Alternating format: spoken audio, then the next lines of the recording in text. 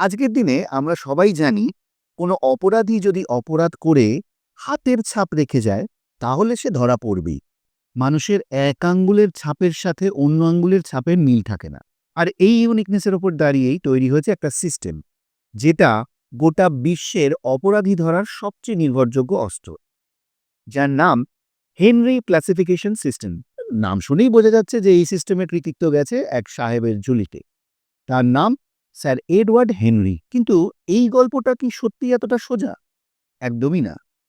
এই যুগান্তকারী আবিষ্কারের পিছনে ছিলেন দুজন বাঙালি, নাম হেমচন্দ্র বসু আর কাজী আজিজুল হক। তারা হেনরির অধীনে কাজ করতেন ঠিকই, কিন্তু যেটা আজ গোটা পৃথিবী ব্যবহার করে, ফিঙ্গারপ্রিন্ট ক্লাসিফিকেশনের সেই মূল পদ্ধতিটা ছিল এই দুই বাঙালির মস্তিষ্কপ্রসূত। প্রথমে কৃতিত্ব গেল একান্তই সাহেবের ঝুলিতে, কিন্তু পরে অবশ্য হেনরি বহুবার স্বীকার করেছেন এই দুই বাঙালির কথা।